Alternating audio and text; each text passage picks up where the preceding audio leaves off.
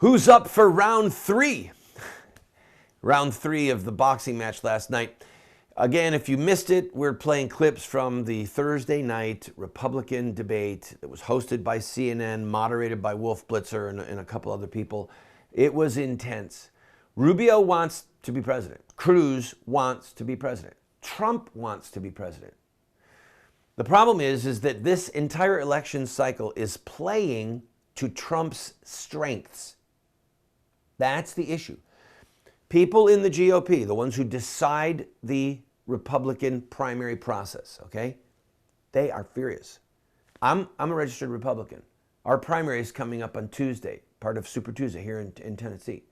I have had it with the Republican establishment. And my contempt for them is not new.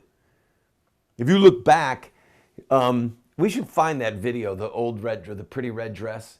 I was coming after the Republicans 5 years ago, 6 years ago, 7 years ago, because they're so treacherous and duplicitous.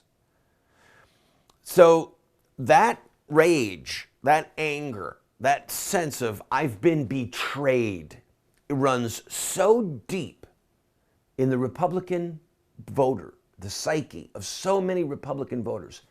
It doesn't matter what Trump says. Doesn't matter what he does. Doesn't matter if the clip I'm about to tell you or show you from Rubio is 100% true, but probably not. But just go ahead, watch this bludgeoning. If he builds the wall the way he built Trump Towers, he'll be using illegal immigrant labor to do it. The second... So cute.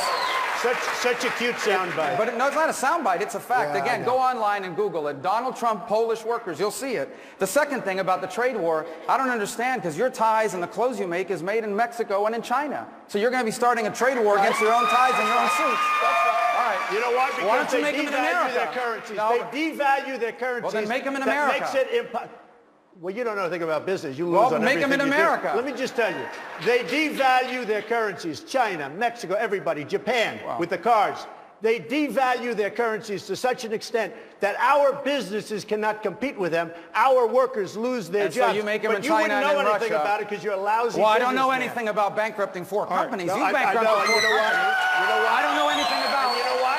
starting a That's university. called- That was a fake university. First of all, a fake university. That's called... There are people that borrow $36,000 to go to Mr. Trump University, and they're suing him now. $36,000 And to go to a and university. by the way, That's a fake school. And by the way, and you know what they got? They got to take a I've won picture with most a of the cardboard lawsuit. cutout of Donald Trump. And by the way, that's what they I've got won for the most of the $36,000. I want to move and on. they actually did a very good job. But I've Trump. won most of the lawsuit. So, again, I'm a businessman. I've run small businesses over the years. I've hired people. I've had to let people go. I've had 20 people on my payroll, and I've gotten down to one person. I have a little teeny itty bitty experience in the business world. Marco Rubio doesn't, okay? When Marco Rubio said, well, make them in America, I cringed. The textile mills that used to line our horizon, almost all of them are gone, okay? Clothing that used to be made in America went south, and then it went to the Far East. First it went to Mexico, Guatemala, then it went to China, Indonesia. Look at the tags on your clothes. You find me clothing made in America. It's possible. It's very rare, but it's possible. You want a nice suit? You're going to get one from Italy. You might get one from Mexico. You possibly might get one from Canada. And I don't know, maybe Hickey Freeman or somebody makes some suits here still. It's a teeny number, okay? So the people that drove America's jobs out of this country were the wealthy who saw opportunity to have cheap labor. Protectionism used to be a good thing, all right? The unions in America, it was a good thing. It had it so that it made America so that a man could work and provide for his family, and his wife didn't have to go to work. She could stay home if she wanted and be the mom and the homemaker and the domestic engineer who ran the family home. It was something of honor. I mean, you think about this with me right now. How many women are working outside of the home that wish they weren't? How many moms, grandmas wish that they could homeschool? Wish that they worked part-time just because they wanted to. They wanted to go out and do something. Not because they had a gun to their head and they had to, because it takes two incomes just to survive.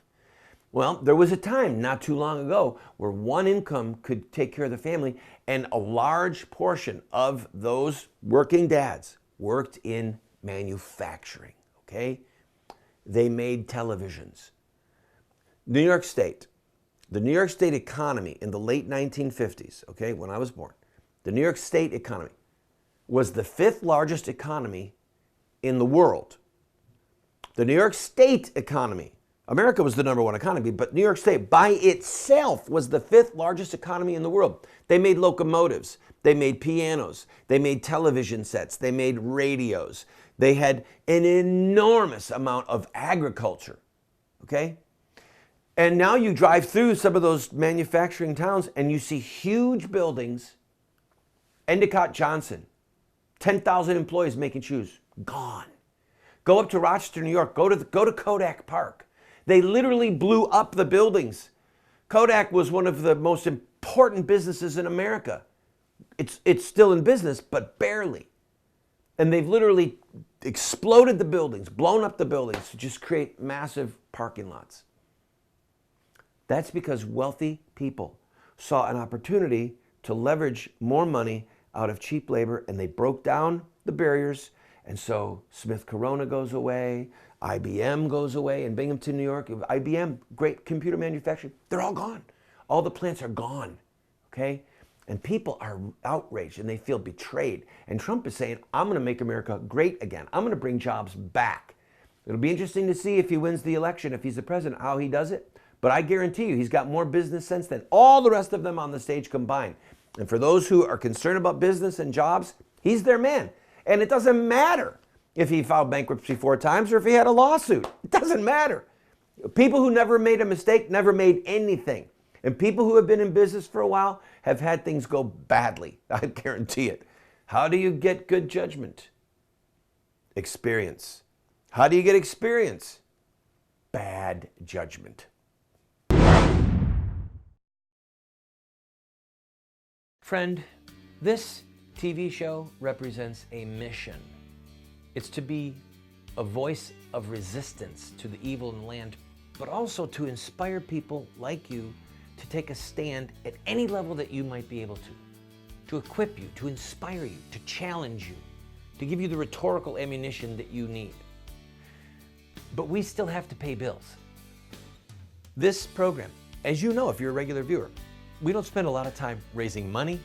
We don't spend a lot of time saying, oh, you need to buy this and we're gonna run. No, we're bringing you a message, but we still have bills that we need to pay.